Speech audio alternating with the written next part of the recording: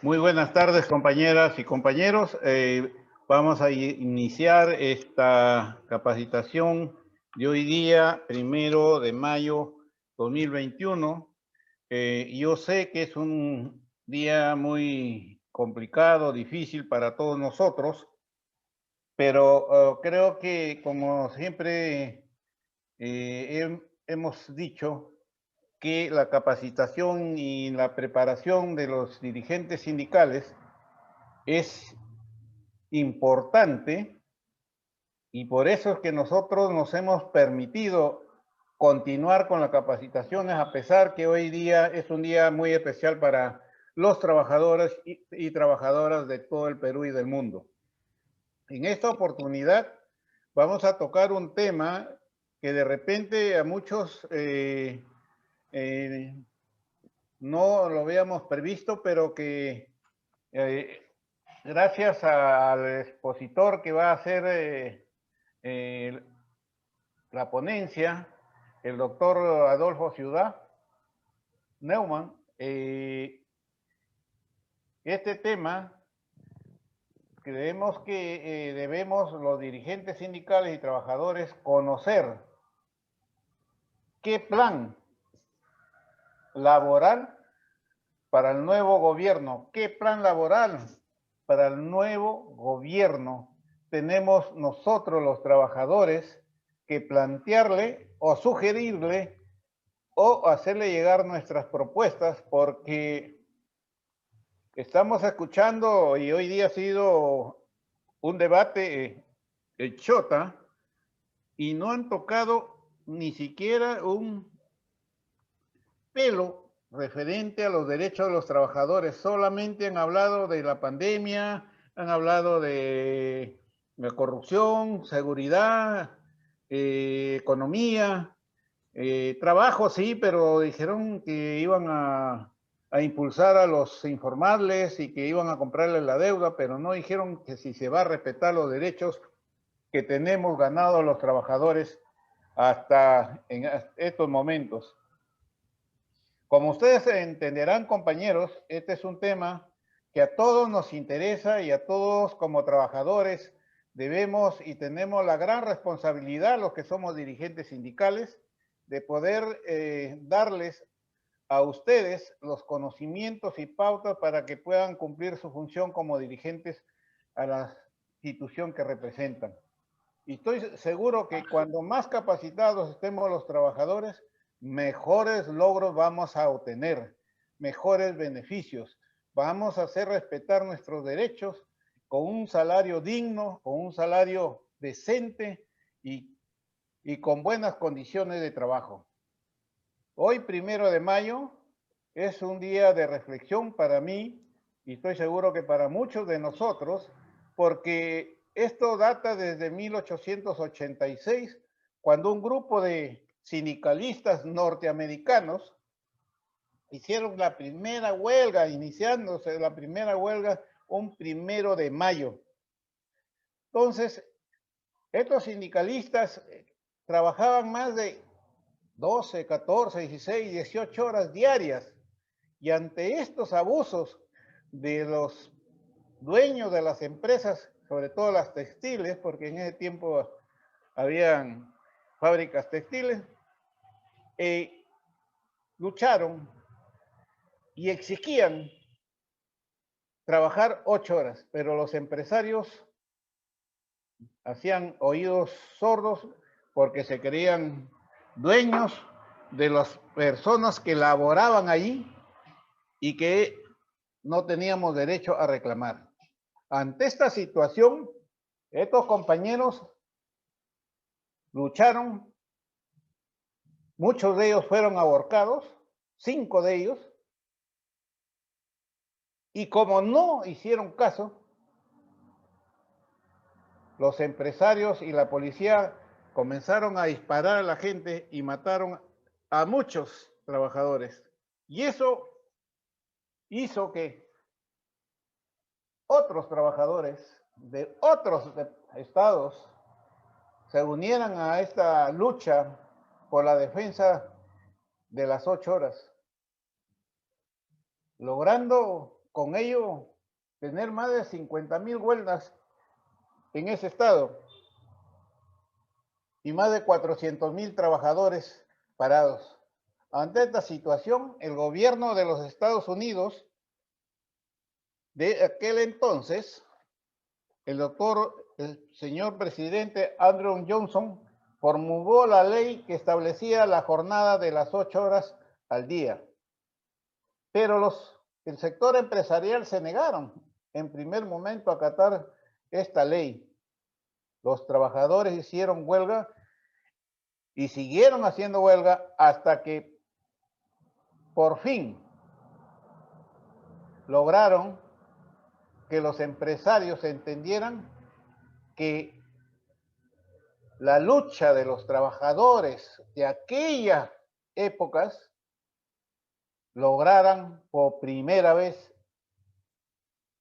la conquista de las 8 horas.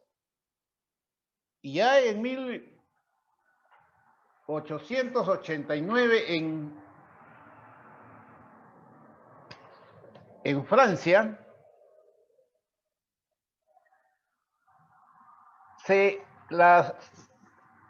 crea, se pide, se solicita que este 1 de mayo sea considerado como el Día del Trabajador. Y por eso, hoy día, en nuestro país también, desde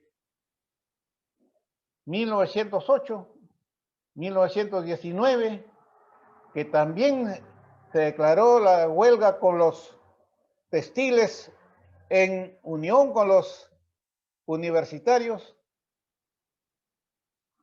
y en esa lucha, en esa unión extraordinaria entre estudiantes y trabajadores, especialmente los textiles de la carretera central, los tranviarios, se logró también que en nuestro país se lograra las 8 horas. Y tenemos también en nuestro país muchos mártires, como Carlos Mariátegui, Víctor Raúl de la Torre, Arturo Sabroso, Pedro Wilca y otros muchos trabajadores que dieron su vida por la defensa y los derechos de los trabajadores. Y creo que nosotros como central y como trabajadores también le rendimos homenaje a todos ellos, que de repente debería ser algo mejor, pero que creo yo que en la humildad está la grandeza de la persona. Y hoy día, 1 de mayo, hemos creído nosotros como central traerles un tema que para muchos estoy seguro que es de muchísima importancia. Es la agenda laboral para el nuevo gobierno, porque como ustedes comprenderán, compañeros, el 6 de junio se van a llevar a cabo las elecciones en las que se nombrará al presidente o presidenta de nuestro país. Y por lo tanto, tenemos una gran responsabilidad como dirigentes de hacerles también llegar a los candidatos nuestra agenda laboral para que lo tomen en cuenta, porque es necesario que ellos conozcan qué es lo que quieren los trabajadores, qué debemos hacer. Nosotros los trabajadores queremos que nuestro país siga creciendo, pero respetando los derechos de todos. Pero últimamente, para nadie es ajeno que con esta pandemia que estamos viviendo y atravesando, muchas empresas, en la gran mayoría, han abusado y siguen abusando de los trabajadores, despidiéndolos con sus pensiones perfectas que no debieron de darse, pero se dieron porque esas empresas, muchas de ellas, siguieron trabajando, produciendo, y las autoridades poco o nada han hecho hasta estos momentos. Consecuentemente, tenemos cerca de 2 millones de trabajadores de las empresas privadas despedidos y cerca de 6 millones de trabajadores del sector informal que se han quedado sin trabajo. Y eso, para cualquier dirigente sindical, no es poca cosa.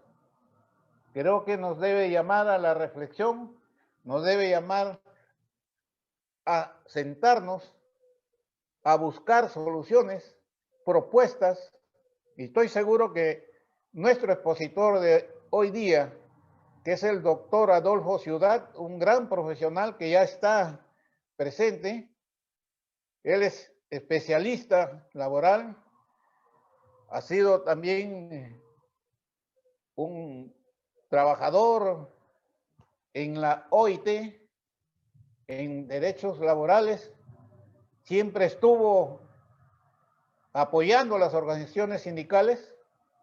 Me consta porque yo he tenido la suerte de conversar con él en varias oportunidades y creo de que va a ser un tema y con su experiencia y conocimiento que él tiene, nos va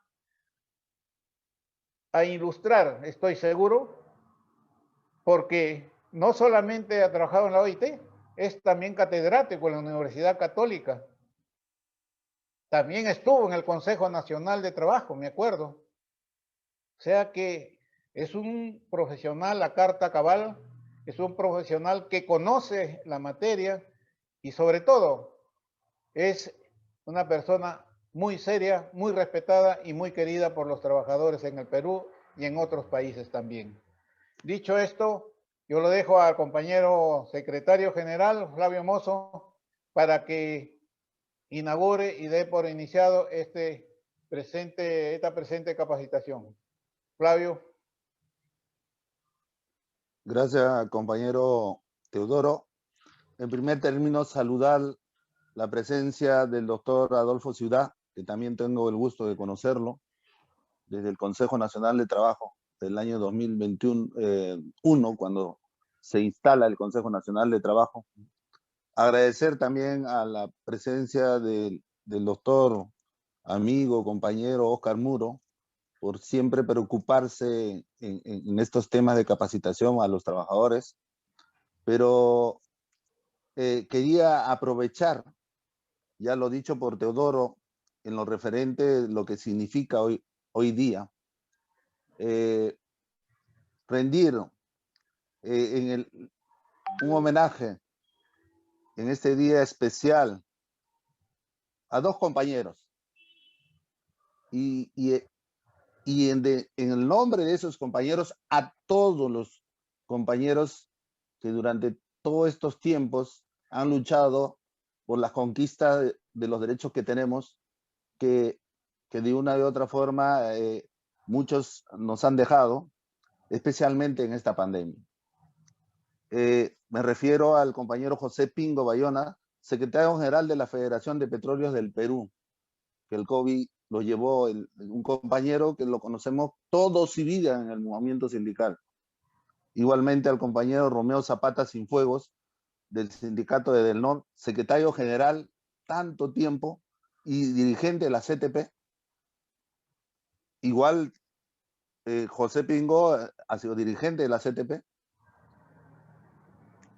En nombre de ellos va nuestro reconocimiento, nuestro saludo y recuerdo por toda la lucha que ellos hicieron, y a todos los compañeros que en cada momento nos están llegando la noticia de la situación que nos está golpeando este COVID-19.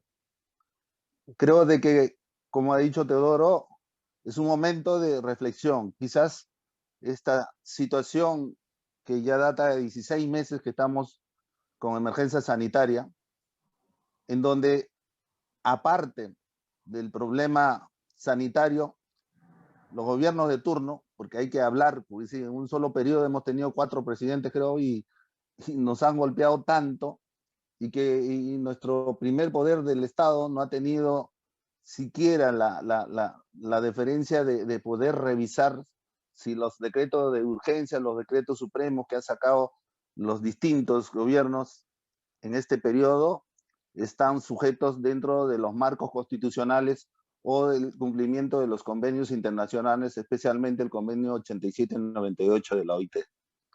Entonces, va mi saludo y fraterno para todos ustedes, compañeras y compañeros que están y se han tomado este tiempo de estar en esta charla, y dejo al compañero Teodoro para que dé inicio para esta reunión, un tema muy importante, como dijo, que es la agenda laboral para el próximo gobierno. Y vamos a escuchar atentamente al doctor Adolfo Ciudad a ver qué recomendaciones nos dan, qué análisis que hace, y tomar nota, compañeros. Yo creo que va a ser muy importante esto, y para poder de repente elevar un documento, como dijo Teodoro, de la posición nuestra del mundo laboral y qué va a hacer el otro gobierno. Gracias, compañero Flavio. Bien, compañeros, sin más ya preámbulos, vamos a dar pase al doctor Alfonso Ciudad para que inicie con su ponencia de hoy día, que estoy seguro va a ser muy interesante para nosotros los dirigentes sindicales, y que al final de su exposición vamos a hacer algunas preguntas indudablemente, o inquietudes que se tenga. Con toda seriedad y responsabilidad les voy a pedir que en forma ordenada podamos desempeñarnos en este evento, que estoy seguro va a ser muy beneficioso para todos. Bien, doctor Adolfo Ciudad, está usted en su terreno, en su cancha, y bienvenido. Y por supuesto, siempre agradeciéndole por esa disposición que usted tiene en bien de los trabajadores. Muchas gracias, doctor, y damos inicio a esta capacitación.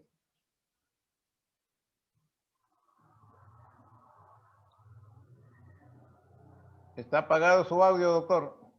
Muchas gracias a ustedes por la gentil invitación, sobre todo en este día que es emblemático, pues, para todos los trabajadores. Permítame un momento, tengo que cargar, tengo que enchufar la computadora a que cargue, porque si no se desconecta. Un segundito, ¿ya? Por favor.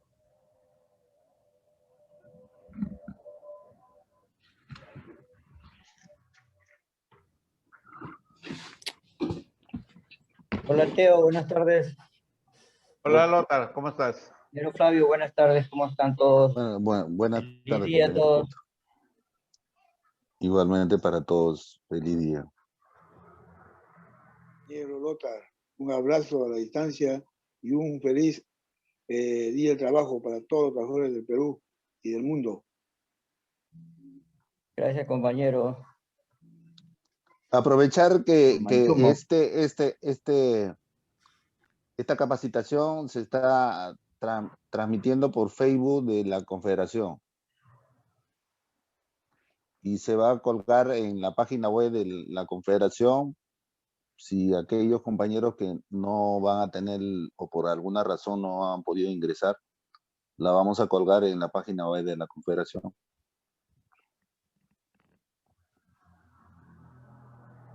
Bien, disculpen, ya estoy listo. Bueno, gracias. Como iba diciendo, en primer término, quiero aprovechar para saludar a todos los trabajadores en este día, que es un día de reflexión, de recuerdo y de mirar hacia adelante, ¿no? ¿Qué cosa es lo que podemos hacer para mejorar la vida de todos los trabajadores que laboran en nuestro país y la de sus familias, ¿no? Como decía el historiador Mark Bloch, para comprender el presente tenemos que conocer nuestro pasado. Entonces, en ese sentido, en la medida en que estamos frente a una coyuntura de cambio, porque algo va a ocurrir el 28 de julio de este año en nuestro país, es oportunidad para saber qué cosa es lo que ha pasado, cuáles son los antecedentes de nuestra situación actual, y tal vez recordar algunas cosas que no se tienen presente, cosas que han ido cambiando y que no se recuerda muy bien qué es lo que ocurrió antes, ¿no? Entonces, en ese sentido, yo he preparado una exposición sobre la reforma laboral del año 1992 para recordar lo que se hizo con el movimiento sindical, cuál fue el objeto de esa reforma, cuáles fueron sus resultados y qué tenemos pendiente para plantearle a los candidatos y decirle, bueno, señores, estos son nuestros déficits, estas son nuestras necesidades. Pronúnciense. Digan ustedes qué cosa es lo que opinan al respecto. Entonces, en ese sentido, me parece muy interesante lo señalado por el compañero Teodoro Zapata, en el sentido de que quizá convenga hacer un memorial dirigido a ambos candidatos diciendo, mire, estas son nuestras necesidades, estos son nuestros problemas. ¿Van a ustedes solucionarlos o van ustedes a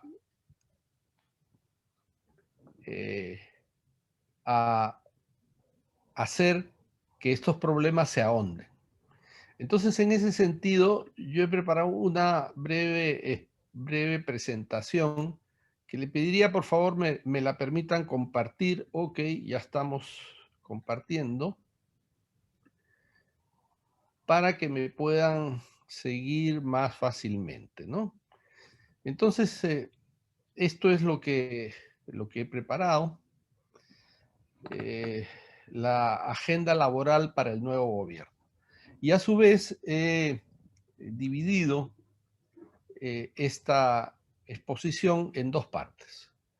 Una, los antecedentes, cuál fue el modelo de relaciones de trabajo que se ha impuesto en el país desde el año 1992 y que desde esa fecha no ha cambiado de manera fundamental.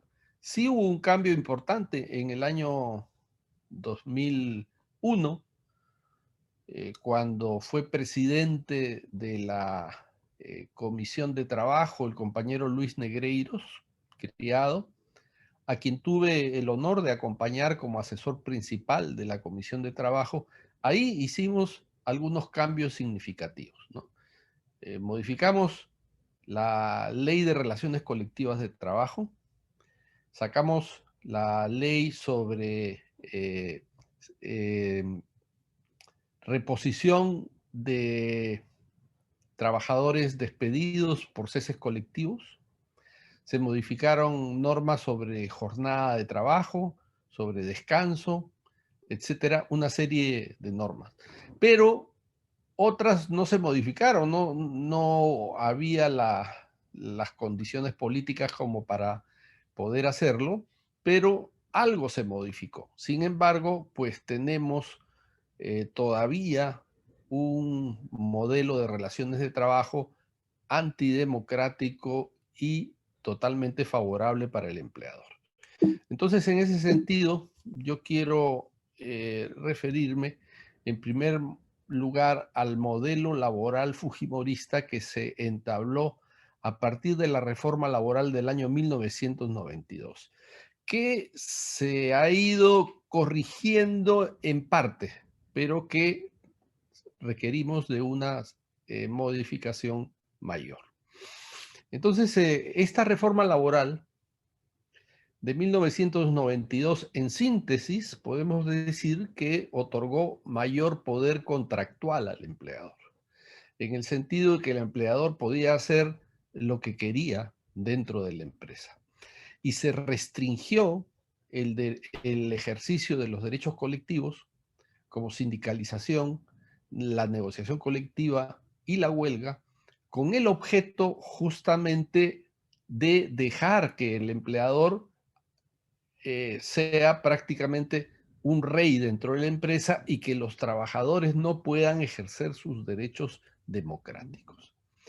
Incluso se afectó la capacidad sindical de los sindicatos para reclamar por conflictos colectivos jurídicos cuando se afectaba cuando se incumplía una ley o se incumplía un convenio colectivo, cuando se afectaba al conjunto de los trabajadores, también se impidió que los trabajadores pudieran ser representados por su organización sindical.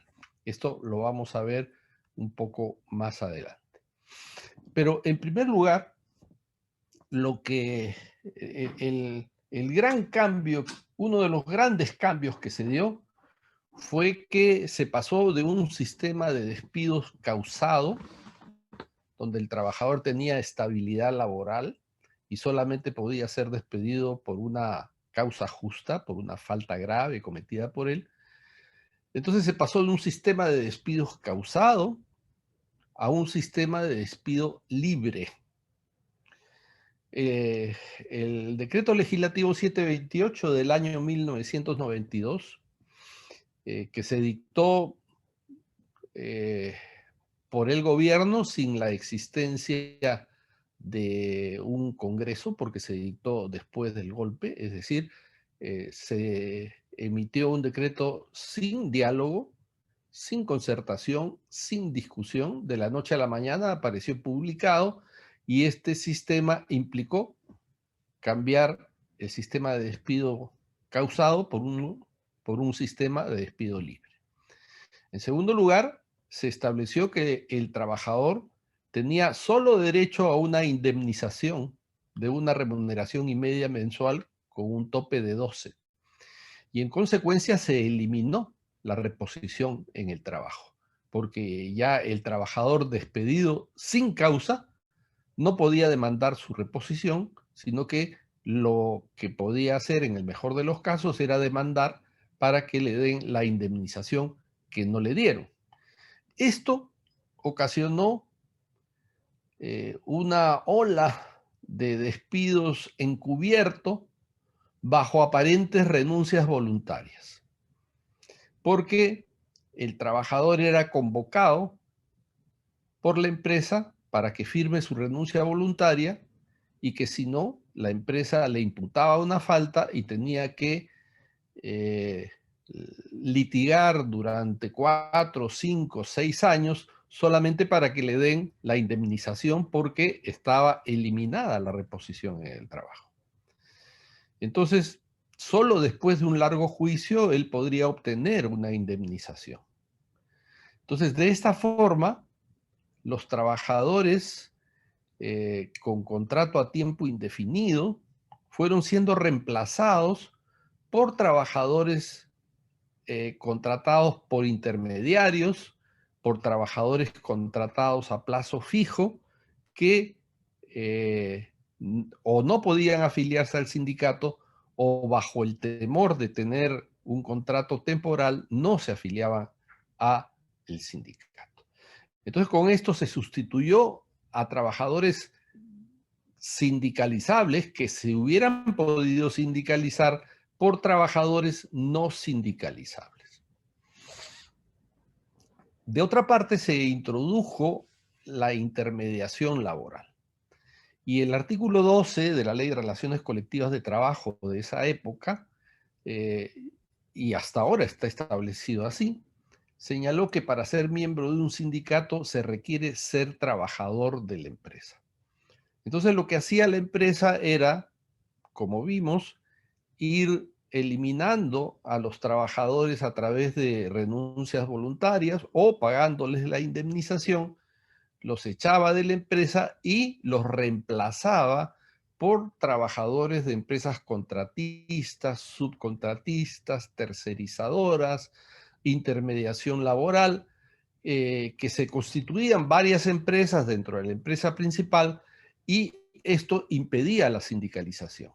Porque si para ser miembro de un sindicato se requiere ser trabajador de la empresa, se señalaba que todos estos trabajadores contratistas, subcontratistas, de tercerizadoras, no eran trabajadores de la empresa, a pesar que trabajaban en la empresa, sino que eran trabajadores de terceras empresas y en consecuencia no podían ser miembros del sindicato.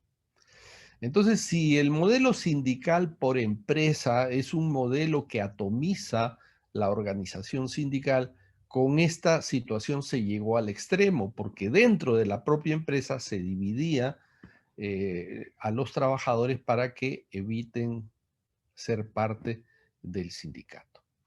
Entonces, así, el artículo 2 de la Ley de Relaciones Colectivas de Trabajo específicamente legisló omitiendo lo que señalaba el convenio 87, el artículo 2 del convenio 87 de la OIT, ¿no? Se confirió el reconocimiento del derecho de organización sindical sin autorización previa, pero se omitió señalar que ese derecho implicaba la posibilidad de constituir las organizaciones que estimen conveniente, porque si eso se hubiera puesto, sí se hubiera permitido la organización de trabajadores de diversas empresas, de grupo de empresas, dentro de una empresa principal.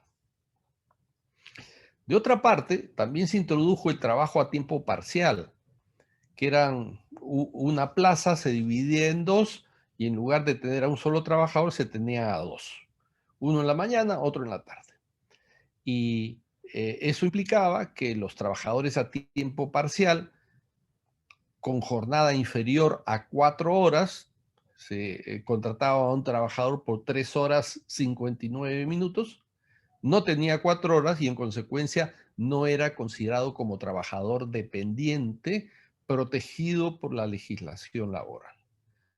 Entonces, esos trabajadores no tenían derecho, ni siquiera derecho a indemnización por despido arbitrario, podían ser despedidos en cualquier momento sin expresión de causa, no estaban protegidos por la legislación del trabajo, no gozaban de CTS, vacaciones, ni nada.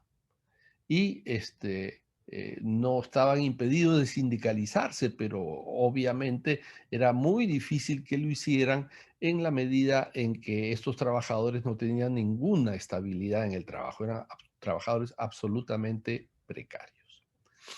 Luego tenemos la contratación temporal. A partir del año 1992, justamente en esa reforma, se estableció la posibilidad de contratar temporalmente. Entonces, por un lado, se permitió el despido sin causa, con una indemnización, que fue ejercido así, se pagaba indemnizaciones y se apartaba al trabajador de la empresa, no podía reclamar, no había reposición en el trabajo, o se le pagaba una indemnización y se le reemplazaba por trabajadores temporales. Ese fue el modelo, ¿no? Entonces, el decreto legislativo 728 facilitó la contratación a plazo determinado a través de un elenco de 11 contratos temporales que podían contratarse sucesivamente a trabajadores durante 5 años. Cumplidos los 5 años, el trabajador era echado de la empresa y se volvía a contratar a otros trabajadores por 5 años también a través de diferentes contratos. Las últimas cifras disponibles hasta este momento, este es el modelo actual de hoy. Las últimas cifras disponibles dan cuenta que el 75% de los asalariados privados registrados en planilla están laborando con contratos temporales. Entonces el empleador puede renovar el contrato a su terminación o puede no renovarlo a su entera discreción. No tiene que dar ningún tipo de explicación a nadie. Si ve que el trabajador quiere afiliarse al sindicato, pues no le renueva el contrato. Si ve que es un trabajador que quiere formar parte, quiere hacer una organización sindical donde no la hay, pues también no se le renueva el contrato. Entonces, estos contratos en realidad no responden a las necesidades de la empresa, sino que son un mecanismo de poder contractual para que el empresario pueda desvincular o despedir a los trabajadores que crea conveniente al vencimiento del plazo del contrato.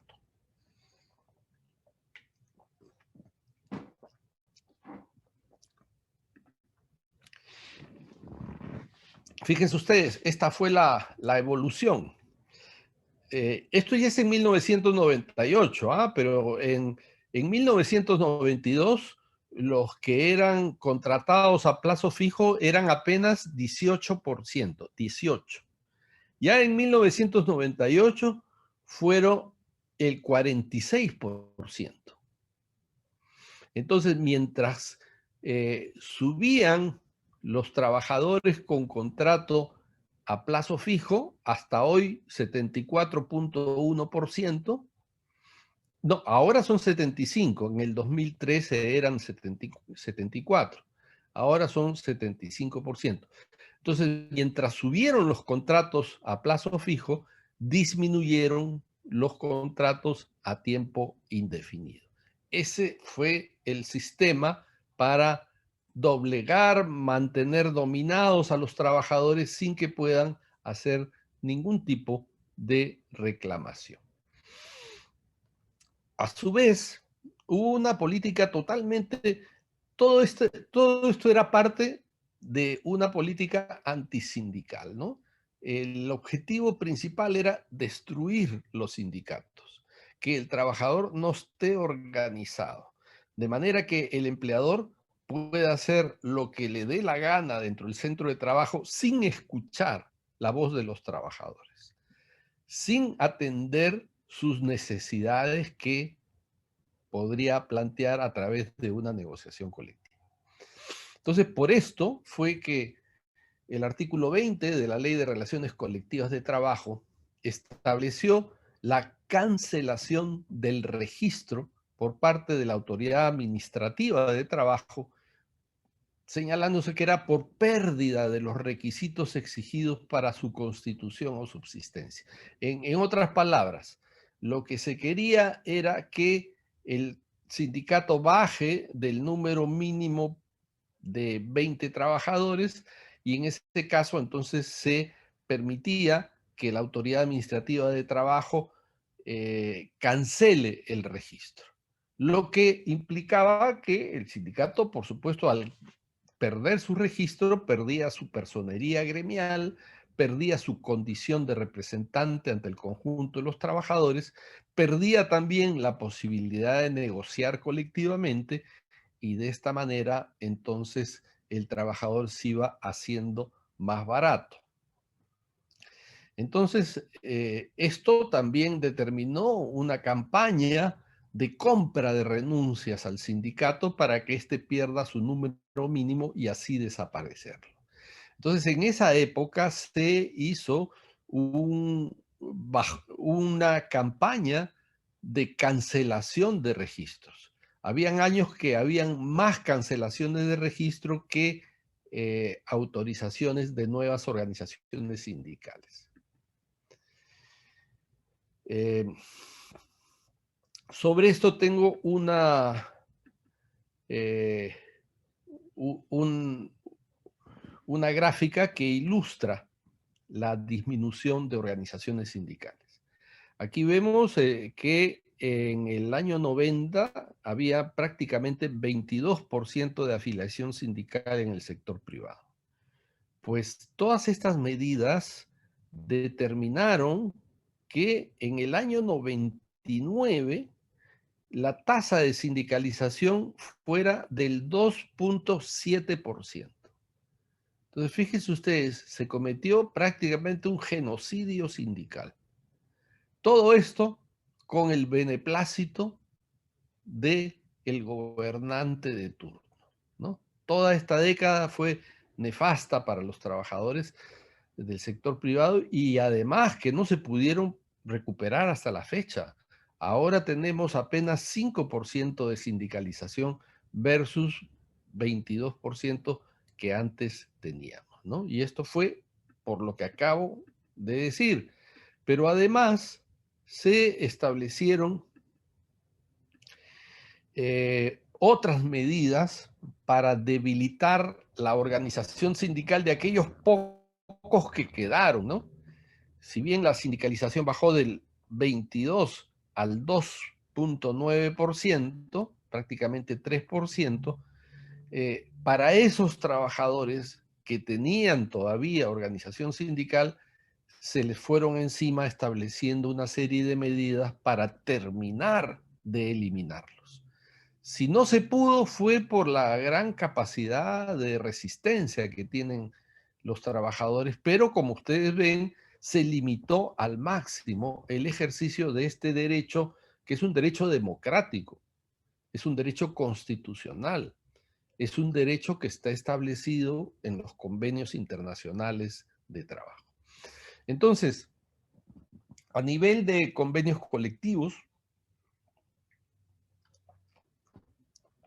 se estableció en el artículo 43, inciso D, de la Ley de Relaciones Colectivas de Trabajo, dictada en 1992, después del golpe de Estado, se estableció la caducidad automática del convenio colectivo al vencimiento de su plazo, salvo que se hubiera pactado con carácter permanente, pero nadie había pactado los convenios colectivos de manera permanente porque siempre eran permanentes. O sea, los convenios colectivos continuaban rigiendo mientras no se modificaran por otro convenio.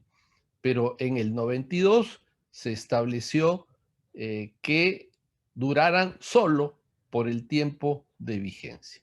Entonces, esto significó que los beneficios convencionales que pactó la organización sindical durante años de existencia tenían que negociarse de nuevo y que bastaba que el empleador no estuviera de acuerdo para que ese convenio colectivo no continuara rigiendo.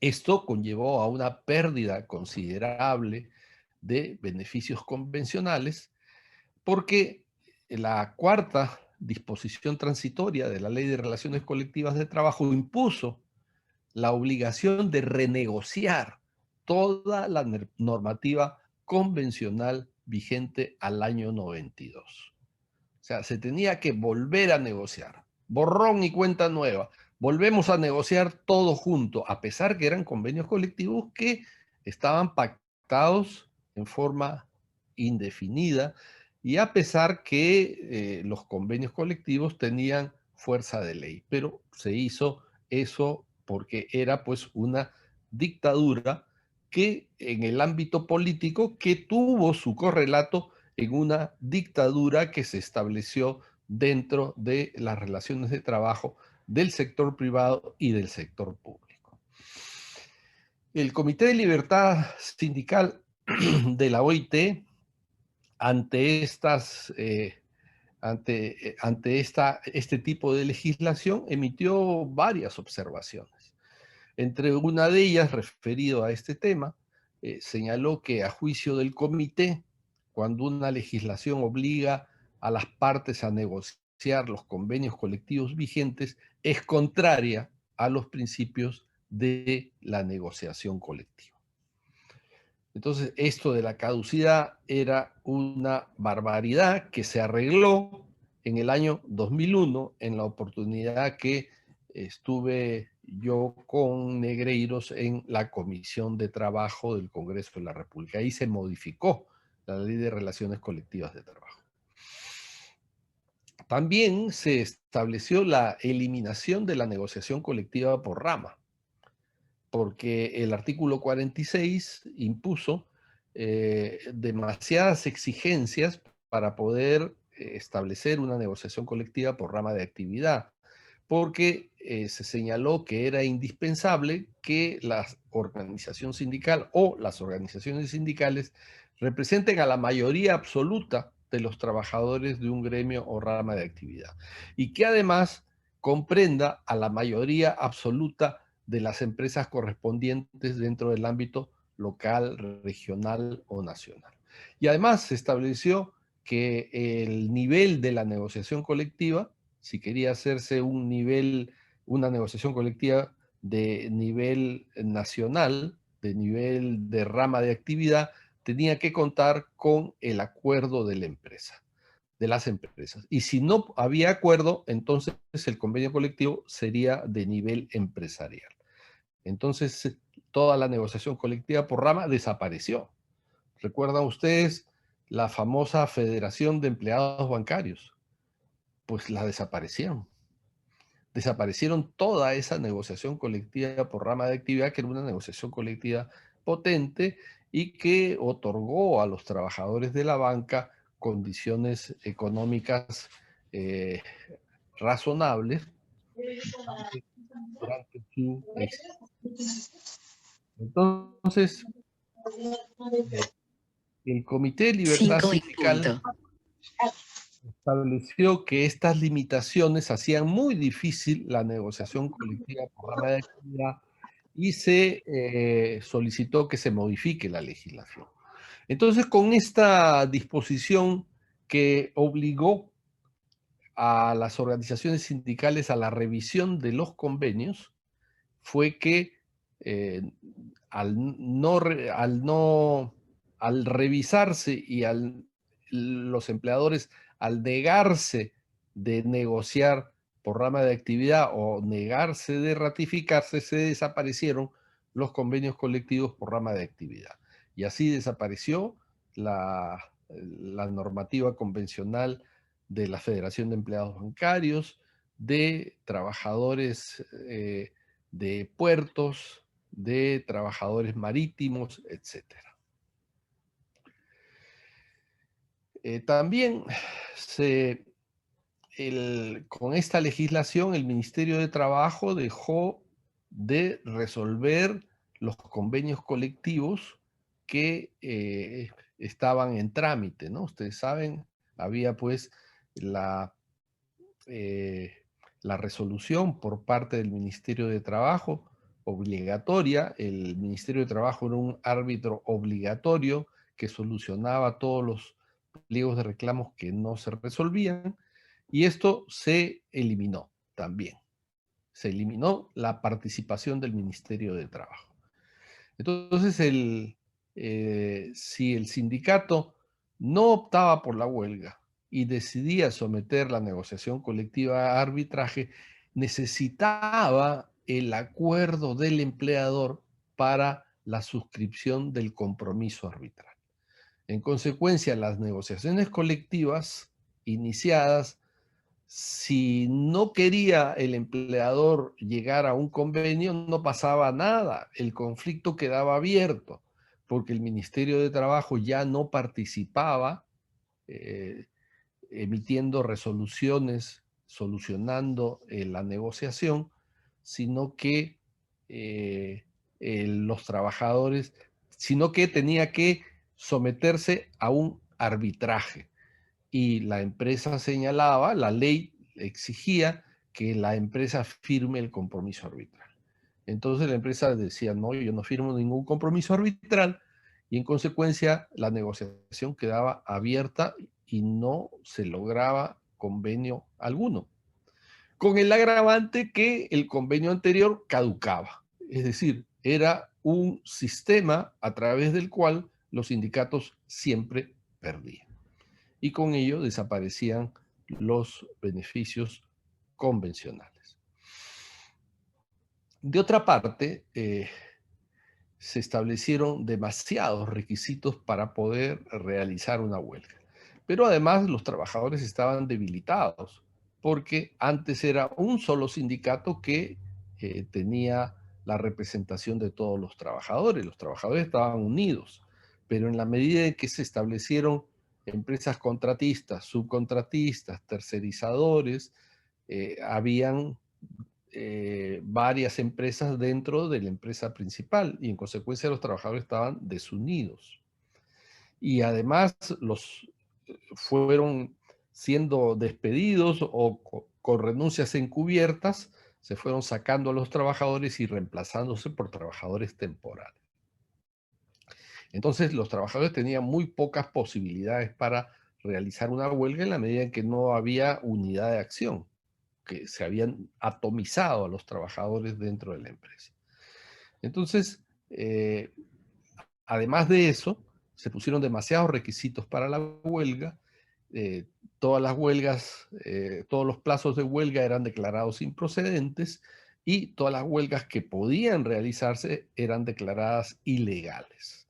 La declaración de ilegalidad de la huelga implica, como ustedes saben, que el trabajador no puede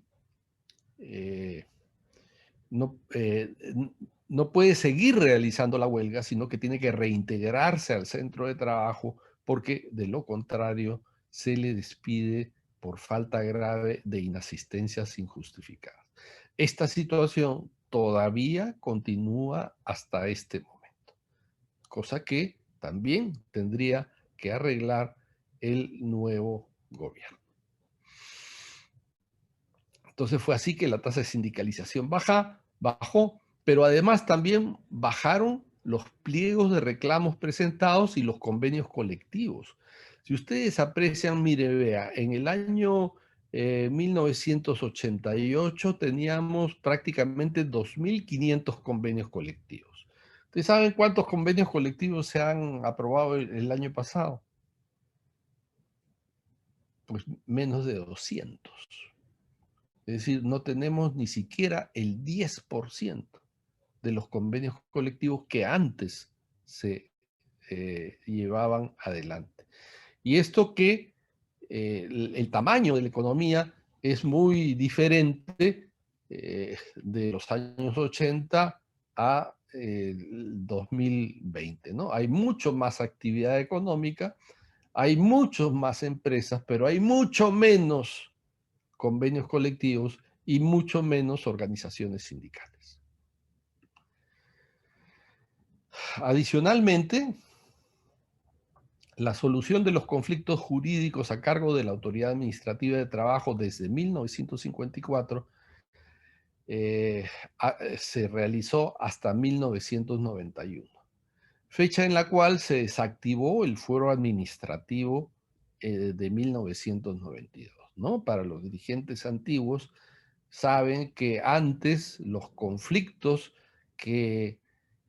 los conflictos de derecho, es decir, por incumplimiento de una ley o por el incumplimiento de un convenio colectivo, se solucionaban en sede administrativa. Entonces, estas eran las denuncias administrativas de trabajo, en donde el Ministerio de Trabajo decía, tiene usted razón o no tiene razón. Y allí los sindicatos podían actuar en representación del conjunto de los trabajadores. Pues bien, en 1992 la Ley Orgánica del Poder Judicial disolvió el fuero administrativo y estas denuncias, estos conflictos colectivos jurídicos no fueron absorbidos por el Poder Judicial. Y la siguiente ley del año del 1996, la 26636, que creó la Ley Procesal de Trabajo, eliminó a las organizaciones sindicales como los agentes que podían demandar en beneficio de todos los trabajadores. O sea, no solamente se recortó el sindicato, no solamente se recortó la negociación colectiva, sino que también se recortó la posibilidad de reclamación de los sindicatos en sede judicial en caso de afectación de un derecho que correspondía al grupo o categoría. Por esto hay pues la práctica inexistencia de demandas colectivas. En consecuencia, el modelo fujimorista de relaciones colectivas de trabajo es un modelo absolutamente desequilibrado e inequitativo. Este fue el modelo que impuso la dictadura fujimorista durante la década de la década del 90. Y posteriormente algo se ha modificado, pero fundamentalmente sigue siendo la misma normativa, salvo la de la Ley de Relaciones Colectivas de Trabajo que les he contado. Salvo eso, que hubo algunas ligeras mejoras, pero en el ámbito individual no se pudo cambiar nada. Y eso continúa así, de manera que continúa así la tercerización, la intermediación laboral, el, los contratos temporales continúan así y pues tienen un modelo que no promueve la sindicalización. Es un modelo que requiere la necesidad de remover obstáculos para la negociación colectiva, permitir que los sindicatos puedan presentar demandas de conflictos colectivos jurídicos y eliminar los regímenes laborales con menores derechos como el agrario, la micro y pequeña empresa, el CAS y las modalidades formativas. Aunque el agrario ha sido modificado pues recientemente luego de la huelga del fin del año pasado. Entonces, dicho esto, que no es todo, simplemente he tenido que hacer un resumen porque, bueno, si vamos a hablar de todo lo que hizo la dictadura fujimorista, no nos alcanzaría la tarde entera.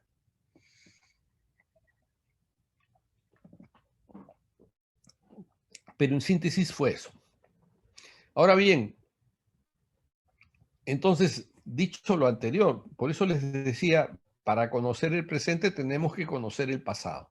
Ya eso lo dijo Mark Bloch. Entonces, ese ha sido el pasado y el presente, ¿no? Entonces, en consecuencia, ¿cuál es la agenda laboral para el nuevo gobierno?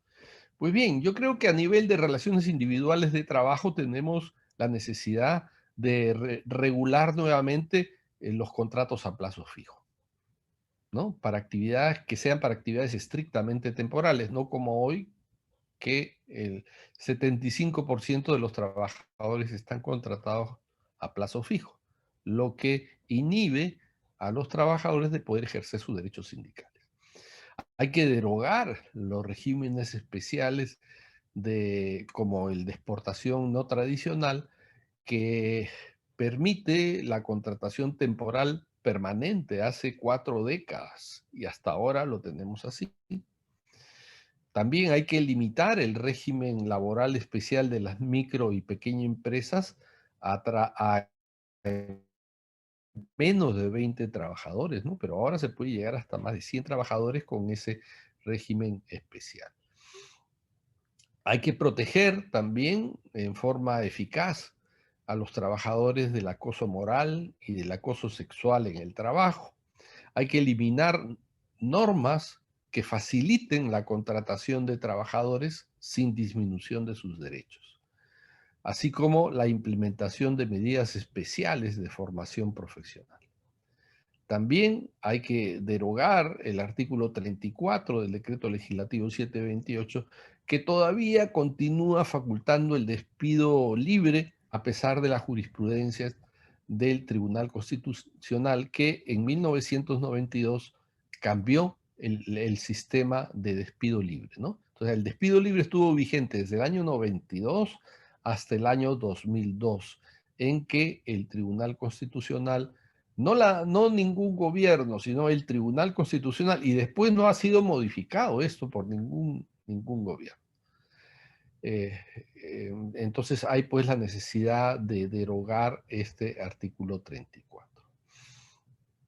Esto en lo que respecta a relaciones individuales, ¿no? Es lo más urgente.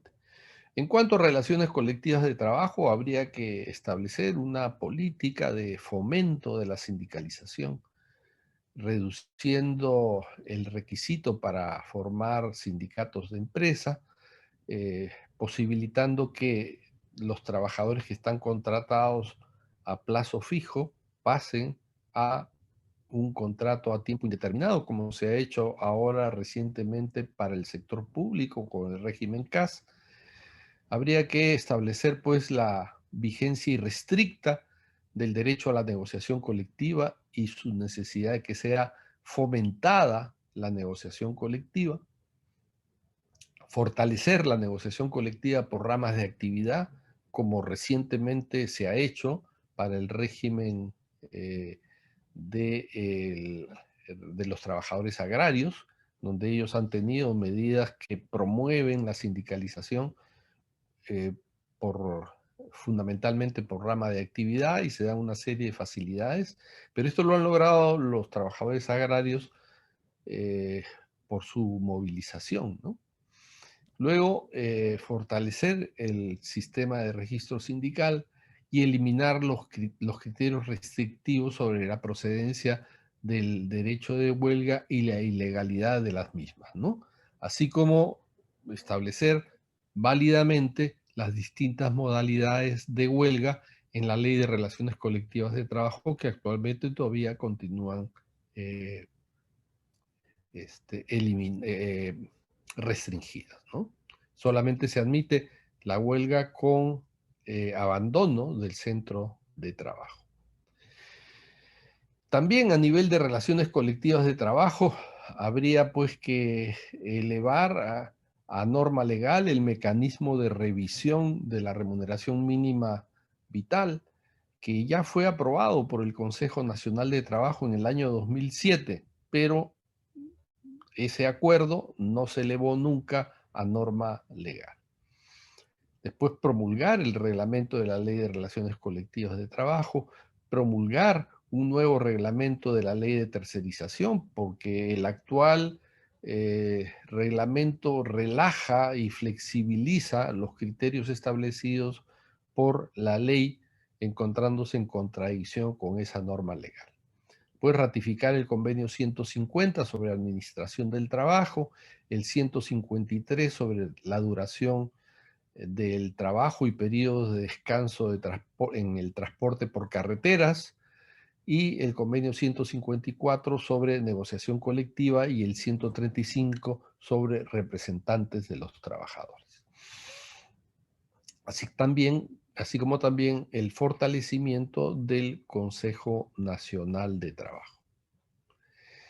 A nivel de inspección de trabajo, habría que dotar de recursos a la Superintendencia Nacional de Fiscalización Laboral, combatir la informalidad, sobre todo con los contratos de locación de servicios que encubren relaciones de trabajo existentes, así como fortalecer la inspección del trabajo para su mejor conocimiento de denuncias sobre incumplimiento de normas relativas a la libertad sindical y a la negociación colectiva.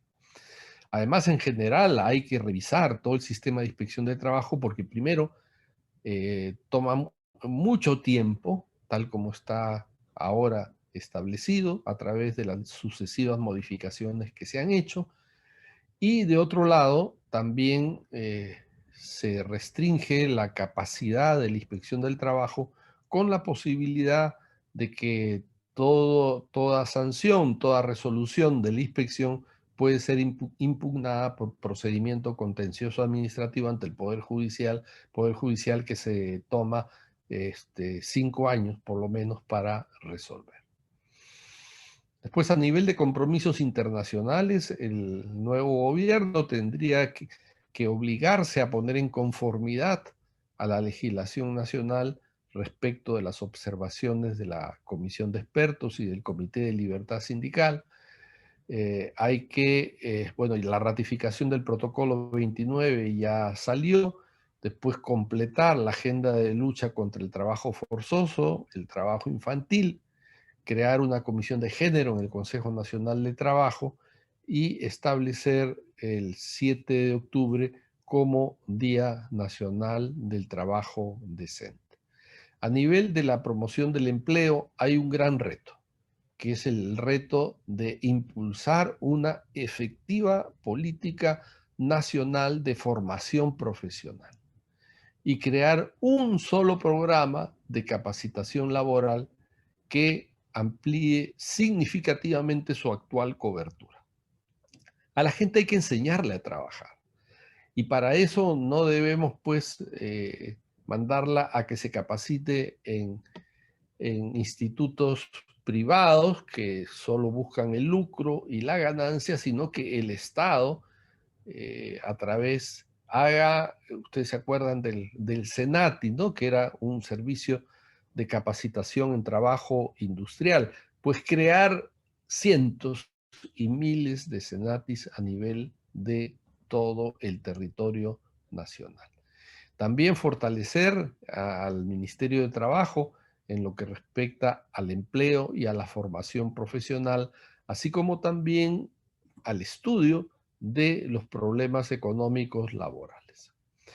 Y finalmente, referirnos al tema de la justicia laboral. El actual sistema de justicia contribuye a la impunidad en las relaciones de trabajo, porque desalienta a los trabajadores y a sus organizaciones sindicales para poder demandar. Un proceso judicial mínimo dura 5, 6, 7 años. Ese no es un remedio para la solución de los conflictos laborales, ¿no? Entonces, esto se hace a propósito, se complican las cosas, se hacen malas leyes, se otorga muy poco presupuesto para el procesamiento rápido de los conflictos y que los trabajadores vean que la ley se cumple. Hay que disponer la gratuidad total de los reclamos planteados por los trabajadores, no como ahora que para cada escrito que se presente hay que pagar una tasa judicial, tasas que a veces son bastante caras y significativas, ¿no? Luego, establecer modalidades especiales para la tutela de derechos fundamentales. Los derechos fundamentales son tan importantes que deben de tener una preferencia en su tramitación, deben estar dotados de la máxima rigurosidad jurídica para que los derechos fundamentales sean efectivamente cumplidos.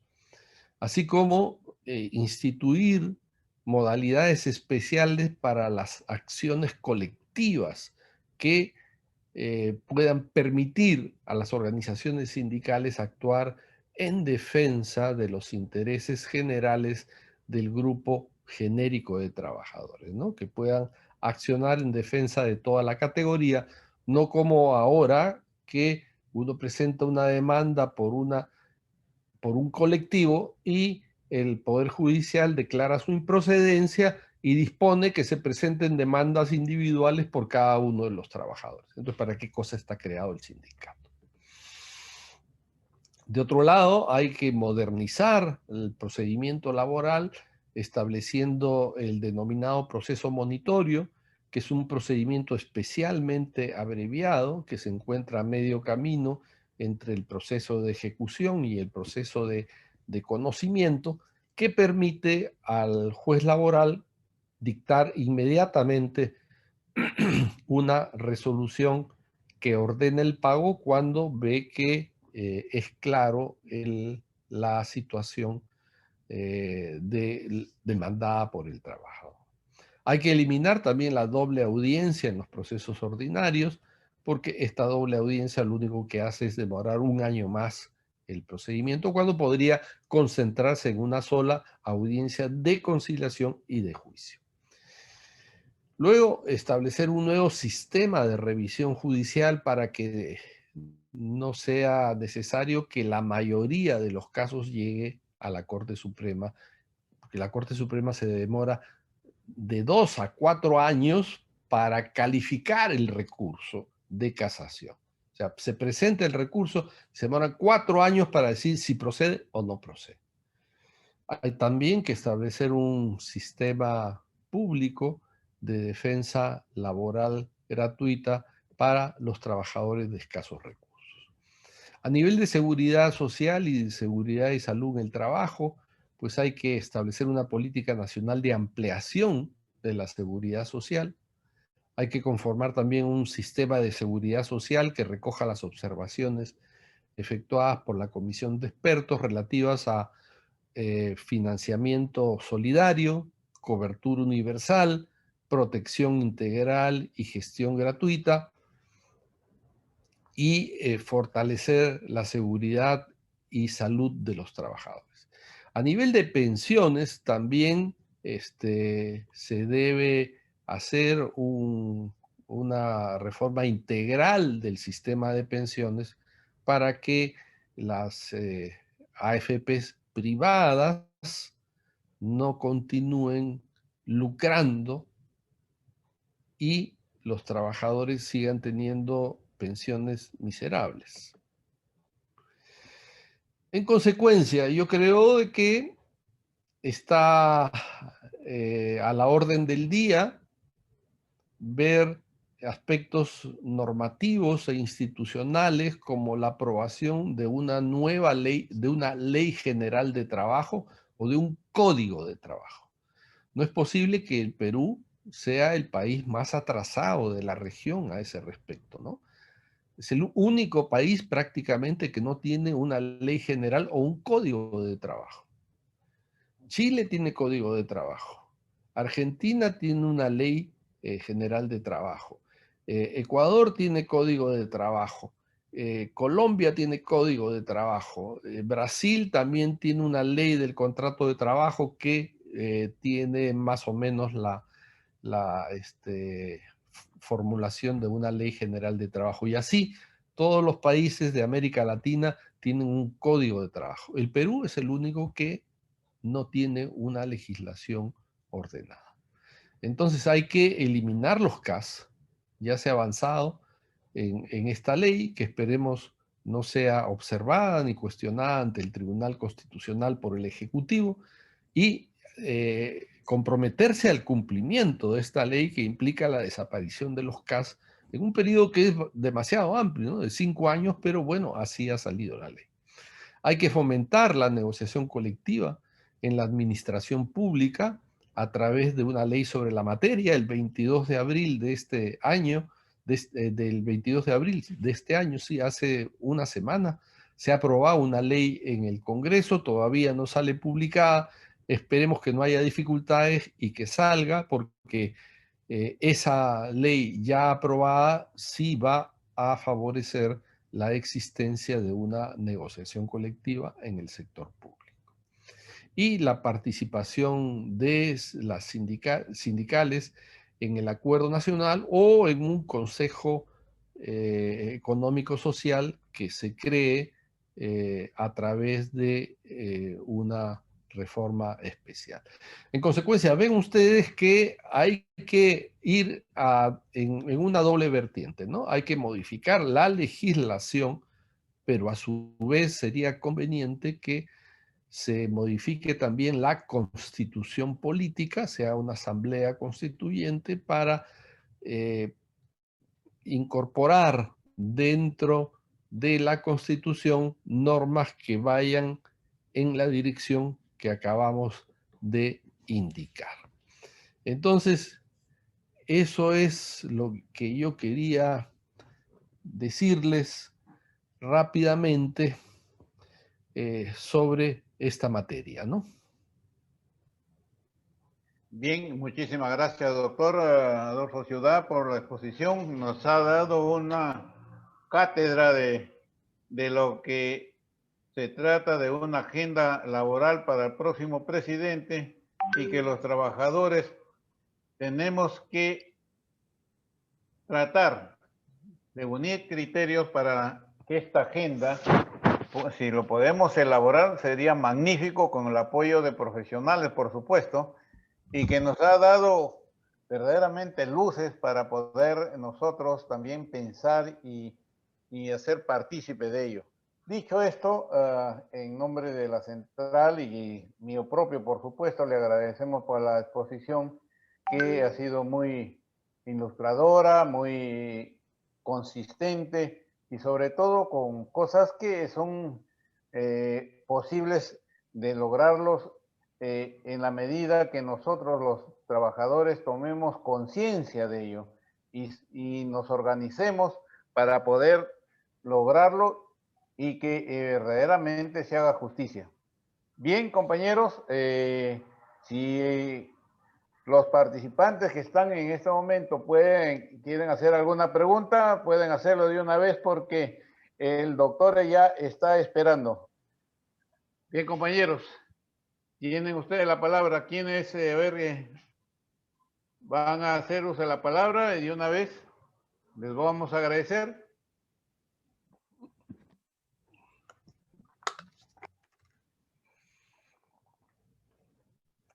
Hola. Compañeros, buenas tardes. ¿Se han olvidado de las preguntas hoy día? No creo. Pueden hacerlo por el chat si es que tienen algún problema. Y si no, también lo pueden hacer solicitando la palabra, compañeros. No hay ningún problema.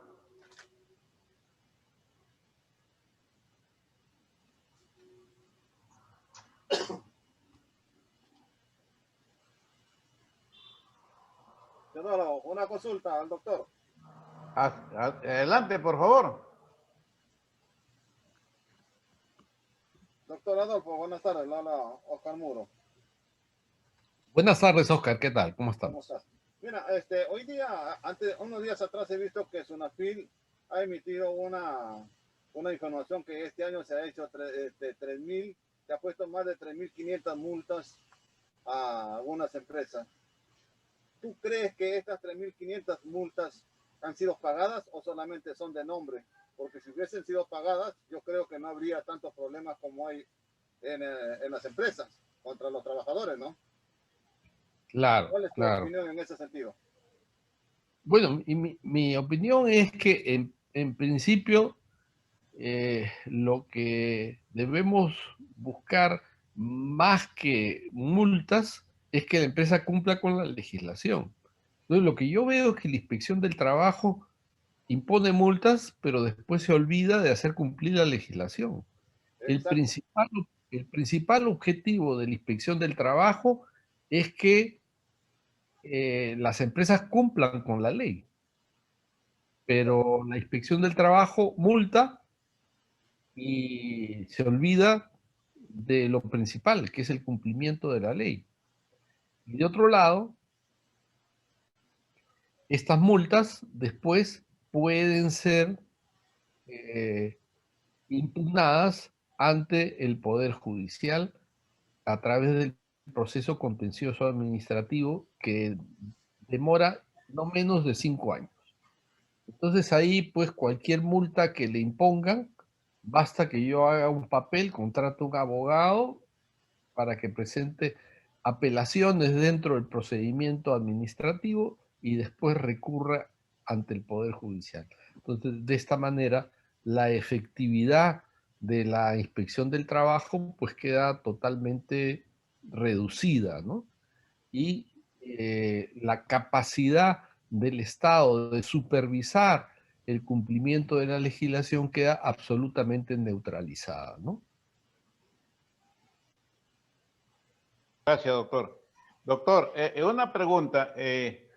Dentro de las propuestas se habla de reforzar la negociación colectiva y me parece que ese punto es muy importante también. ¿Por qué? Porque en estos momentos las empresas que están negociando pliego de reclamos son muy reacias a solucionar los pliegos de reclamos y los incrementos posibles es cero soles porque dicen que están en la situación de cuarentena, las crisis sanitarias los ha afectado, en fin, XXX. Pero nos damos cuenta que muchas de las empresas han trabajado durante todo el tiempo, no han parado, salvo algunas empresas sí que les ha afectado, indudablemente, no podemos también no reconocer esos hechos. Y también hay empresas que vienen pagando, ¿no?, a las personas vulnerables que no pueden seguir laborando y que les siguen pagando su sueldo. Pero ahí tenemos un gran problema. En ese caso de los trabajadores vulnerables que vienen pagándole su sueldo ya más de un año, ¿cómo se va a solucionar ese problema? Porque si sacamos un poco de números y de cuentas, verdaderamente va a ser casi impagables esas cantidades que los trabajadores vienen percibiendo. ¿Qué recomendaciones nos daría usted o qué nos propondría a nosotros los trabajadores, cómo poder tratar de llegar a acuerdos en este pliego de reclamos y de los vulnerables, por favor?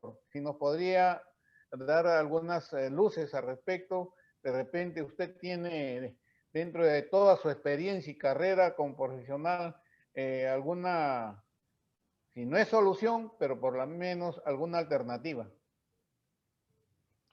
Ya, sí, ahí pues efectivamente hay el problema de que a los trabajadores que se les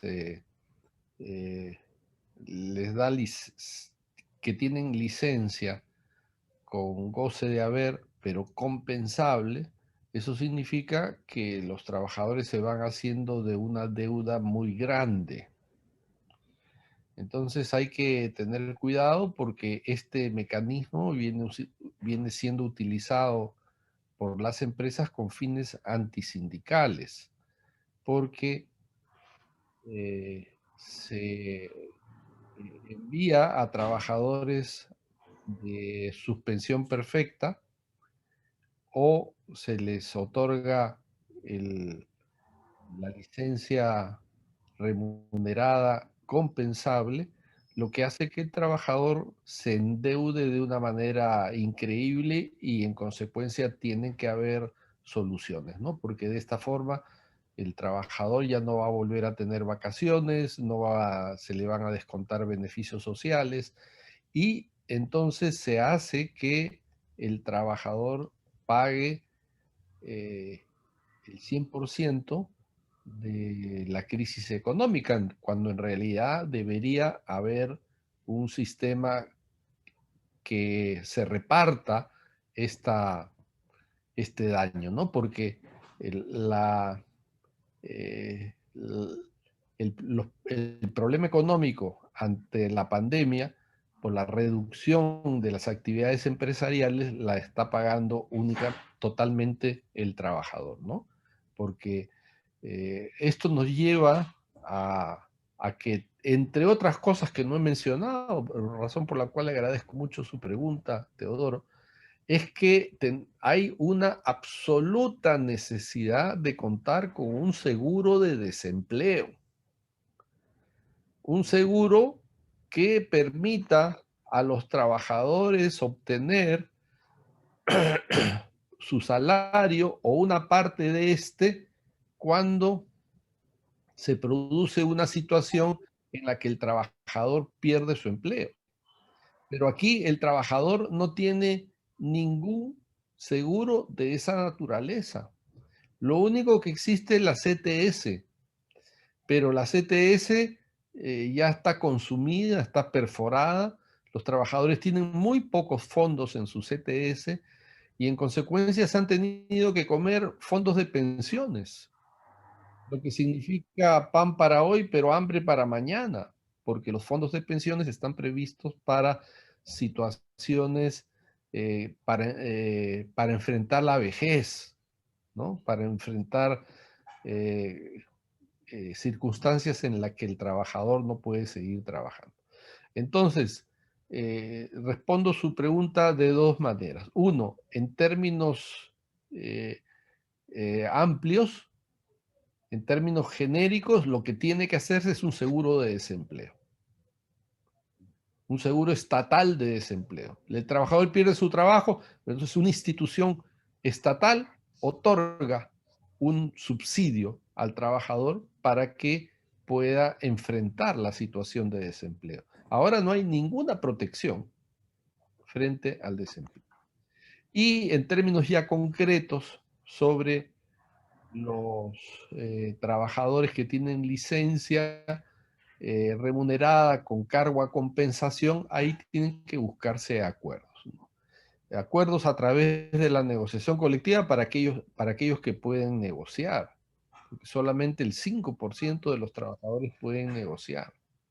Entonces, la mejor medida para fomentar la sindicalización es incrementar la seguridad en el empleo de parte de los trabajadores, reduciendo el número de trabajadores contratados a tiempo indeterminado, ¿no? Y sobre los trabajadores de riesgo, bueno, está la misma situación, ¿no? Aquellos trabajadores que no pueden trabajar deberían tener un subsidio del Estado que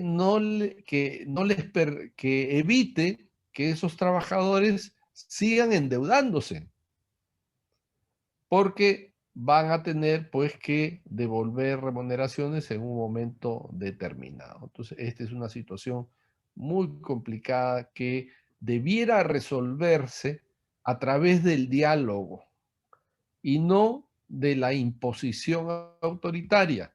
Tenemos un modelo antidemocrático de relaciones de trabajo donde lo primero que se hace es los empleadores van a los poderes públicos buscando legislación a su favor, legislación que siempre perjudica los intereses de los trabajadores. Gracias, doctor. Hay un sindicato de langostinos de Tumbes, ININSA se llama la empresa, que por la pandemia muchos trabajadores le han dado descanso médico porque han estado con el COVID, se han contagiado casi el 90% de los trabajadores que laboran en esa empresa, y la empresa en una forma unilateral ha comenzado a descontarles de las utilidades o de sus vacaciones esos días que han estado con descanso. Ante esa situación, los compañeros han hecho un paro de protesta y la empresa ha comenzado a enviarles cartas de predespido, y entre ellos 8 dirigentes. En ese caso, de acuerdo a las disposiciones de la pandemia que se han dado, estos decretos, que muchos de ellos, disculpe usted, son bastante lesivos a los trabajadores, hay algunos que por ahí protegen a los trabajadores en el sentido de que no pueden ser despedidos, pero esta empresa, al margen de todo ello, está cursándole carta de despido de preaviso a más de 50 trabajadores. Trabajan en esa empresa más de 400 trabajadores entre hombres y mujeres. Entonces, ¿cuál es la salida en este caso? Porque los compañeros están entre ellos 8 dirigentes de 10 que son. Entonces, es un tema bastante difícil para los trabajadores y poderse defender ante la situación que estamos viviendo en este momento. Claro. A esto me refería yo cuando hablaba de que en la ley procesal de trabajo actual no existe un procedimiento especial para la tutela de derechos fundamentales. Actualmente lo más rápido que se puede hacer con la ley procesal de trabajo actual es demandar la reposición por despido nulo a través de un proceso abreviado, ¿no? Eso demora y no tiene una medida cautelar, ¿no? El trabajador no es repuesto de manera inmediata, sino hasta que se logre una medida cautelar. Ojo, para dirigentes sindicales sí hay una medida cautelar de reposición en el trabajo cuando se trata de despido nulo, ¿ah? Entonces ahí hay que demandar, en el caso que se efectivice el despido, hay que demandar inmediatamente al juez especializado de trabajo pidiendo la reposición en el trabajo y la reposición provisional en el trabajo por tratarse de un despido nulo, ¿no? Porque los dirigentes sindicales están protegidos por el fuero sindical.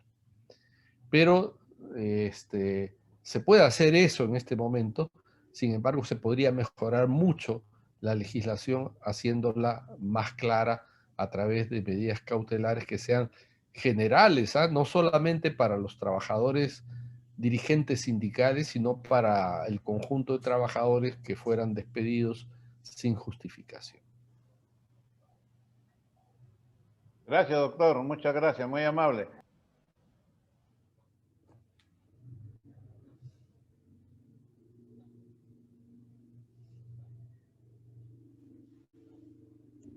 Aló, buenas tardes. Sí, adelante, señor Quispe. Buenas tardes, doctor Adolfo. Mi nombre es Juan Carlos Quispe, secretario de Defensa del Sindicato de Trabajadores del Club Esmeralda. Un gusto poder participar en esta conferencia. Muchísimas gracias por las respuestas que nos pueda brindar y toda la ayuda que nos está dando. Quería consultarle lo siguiente, doctor. En estos momentos nosotros, el sindicato con el club, estamos en un proceso de pacto colectivo activado, vigente, y justamente uno de nuestros temores es que por las exigencias de los puntos en el pacto, a nosotros como trabajadores nos puedan mandar una supresión perfecta, ¿no? La pregunta es la siguiente. Bueno, tenemos entendido de que en la primera pandemia el club accedió a un Reactiva Perú. A nosotros no nos han dejado de pagar el sueldo hasta la fecha. Lo único que nos han descontado son los beneficios, que son movilidad y refrigerio, pero el sueldo sí nos han estado pagando. Tenemos este tema también de licencia con goce de haber con devolución de horas también, que lo queremos plantear dentro del pacto colectivo para llegar a un mutuo acuerdo, ¿no? Claro. Lo que quería saber es si es que no llegamos nosotros a un acuerdo dentro del pliego, dentro del pacto colectivo, en los puntos económicos, ellos nos podrían mandar a la supresión perfecta, ya habiendo ellos tomado el beneficio del Reactiva Perú en la primera pandemia. Bueno, normalmente lo que está establecido en la norma es que aquellos que han sido beneficiados por créditos de Reactiva Perú están imposibilitados de ejercer el derecho de suspensión perfecta. O sea, eso hay que hacerlo patente, ¿no? No puede ser que una empresa reciba créditos del Estado, pero igual despida a los trabajadores, ¿no? Entonces, ahí hacen muy bien ustedes con plantear que en el convenio colectivo se lleguen a acuerdos sobre sobre esta situación, ¿no? Evitar que los trabajadores tengan que estar endeudándose o devolviendo dinero, porque es una suma que se convierte en impagable, ¿no? Hay que llegar a Correcto. acuerdos. Correcto. Y es recomendable, doctor, desde su punto de vista, insistir en los puntos económicos que normalmente uno como sindicato insiste en los pliegos anualmente, o ¿qué es lo que usted recomienda en este caso, dado la coyuntura que estamos viviendo actualmente, ¿no?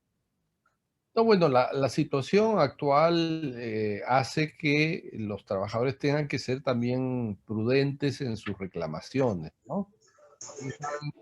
Hay que jalar la pita, pero no tanto como para que ésta se rompa. Entonces, una negociación colectiva responsable tiene también esto en consideración. Hay que tomar en cuenta las situaciones reales, hay que ver la capacidad de pago de las empresas, instituciones, sobre eso obrar prudentemente, pues, ¿no? Se trata de conservar la fuente de trabajo, se trata de mantener a las entidades o empresas en funcionamiento y no haciéndolas que eh, lleguen a una situación en que quiebran, cierren o hagan uso del cese colectivo, ¿no? Entonces, bueno, hay que ser prudentes, pero también hay que tener en cuenta que inflación sigue habiendo, que, que los sueldos son ya de por sí bajos y que necesitan algún reajuste, pero ese reajuste pues tiene que ser razonable y proporcional, ¿no?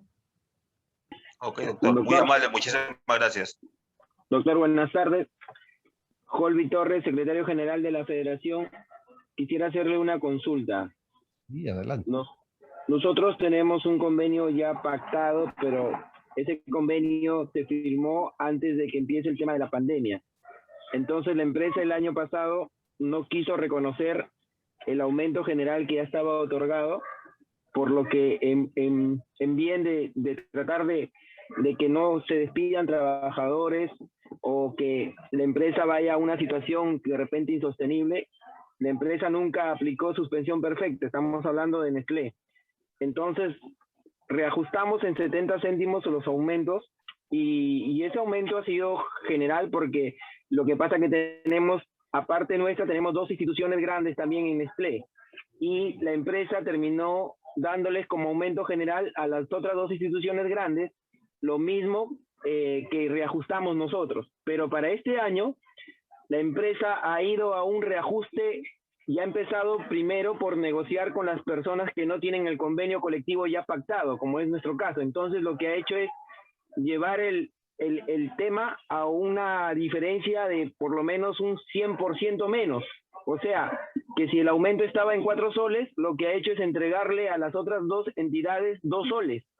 Y con esto les toca reunirse con nosotros y el planteamiento ya es llevarnos también a esos 2 soles. Entonces, como la diferencia es abismal, nosotros no queremos ir a este punto. Entonces, ¿qué es lo que legalmente podríamos hacer? Esa es mi pregunta. Bueno, en una negociación colectiva siempre ustedes pueden fundamentar su punto de vista y si no se llega a un arreglo, ustedes saben que hay formas de solucionar una negociación colectiva que queda abierta, ¿no? Es a través de un arbitraje o a través de la huelga. Ustedes ahí tienen que evaluar cuál medida pudiera llevarse adelante. Hay que tener presente que la huelga no es un derecho que haya sido suspendido por la emergencia, es un derecho del que se goza actualmente con muchas limitaciones, porque el Ministerio de Trabajo busca siempre declarar ilegal las huelgas, pero es una posibilidad. Y la otra posibilidad es una solución de la negociación a través de el arbitraje, ¿no? Ustedes saben que existe el arbitraje potestativo que puede plantearse en la medida en que el Tribunal Constitucional ha señalado en diversas sentencias que el arbitraje potestativo del que habla la Ley de Relaciones Colectivas de Trabajo es un arbitraje sin causa, ¿no? No hay necesidad de plantear actos de mala fe para que pueda prosperar un arbitraje. Sin embargo, lamentablemente, a nivel reglamentario, está establecida la necesidad de hacer la vía de la invocación a causales de mala fe para proceder al arbitraje. Sin embargo, siempre se puede seguir sosteniendo del arbitraje potestativo sin causa. Esas son las soluciones. O sea, en este caso nosotros ya lo tenemos pactado, firmado, pero la empresa no lo quiere reconocer, no lo quiere aplicar. ¿Está firmado en qué término? Está pactado por 3 años, y 2019, 2020 y 2021.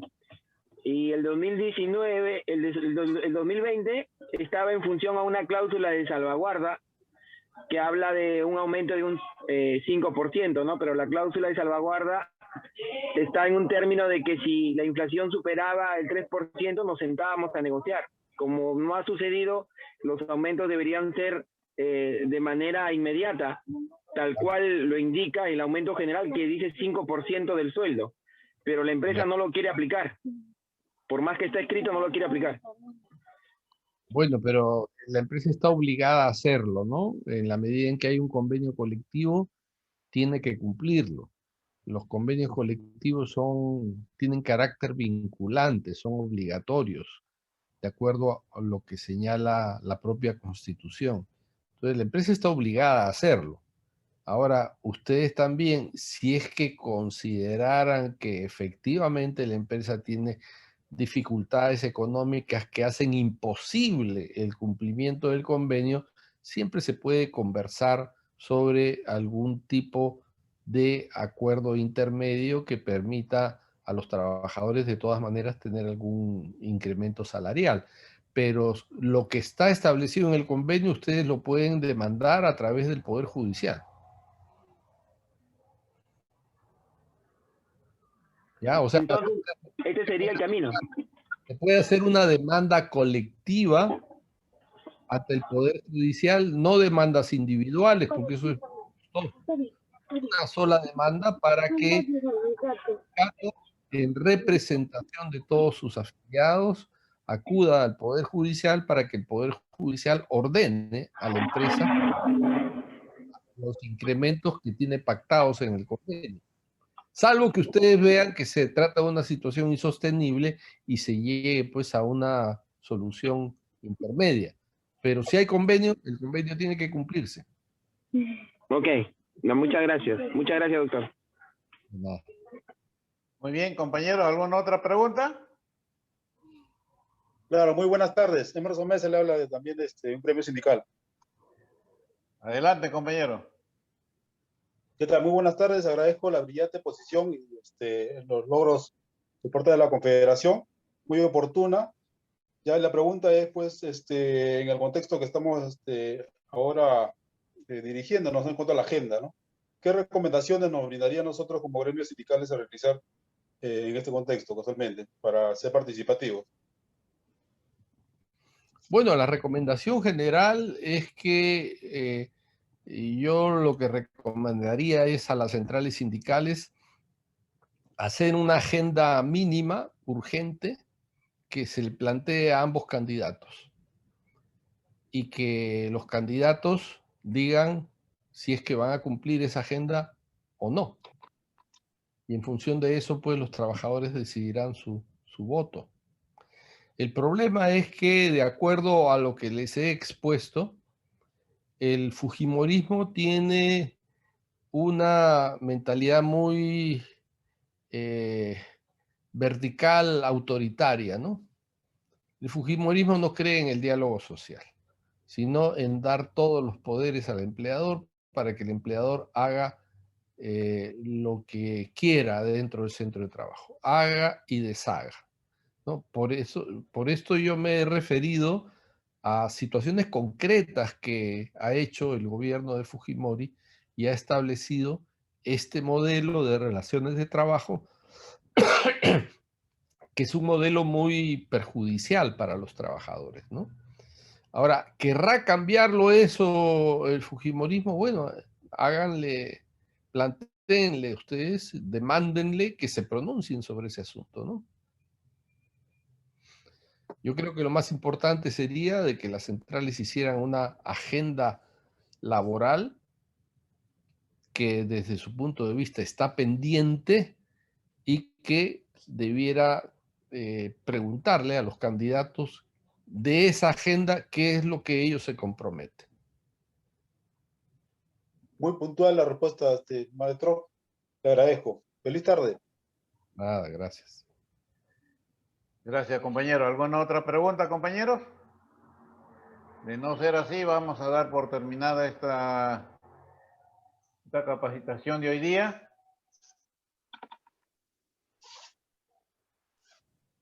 Bien, parece que ya no hay. Bien, compañeros y compañeras, muchísimas gracias por su participación. Disculpen que los hayamos hecho hoy día sábado 1 de mayo y creo que como dirigente sindical, creo que el mejor homenaje para a todos los que dieron su vida para lograr derechos que hasta el día de hoy lo estamos gozando, es prepararnos, capacitarnos y ser cada día mejores como dirigente sindical para defender sus derechos a sus afiliados. Creo que eso sería la mejor expresión de homenaje para ellos. Y si no hay ninguna otra pregunta, Les agradezco a cada uno de ustedes por su apoyo, por su entrega, por dedicar un par de horas a la semana, y nosotros como Central nos sentimos muy contentos y satisfechos con su participación, y especialmente tener a un expositor de la talla del doctor Adolfo Ciudad, pues es un honor, y creo de que él siempre ha estado muy dispuestos a apoyar a los trabajadores con su experiencia, con sus conocimientos, y eso creo que dice mucho de él. Y en nombre de la central, le agradezco, doctor, y a todos los participantes, y que sigan disfrutando de este día de 1 de mayo, que creo de que se lo merecen por todo el esfuerzo que hacen el día a día. Dicho esto, le cedo la palabra a nuestro secretario general, compañero Flavio Mozo, para que dé por terminado y clausurado esta presente capacitación. Compañero Flavio.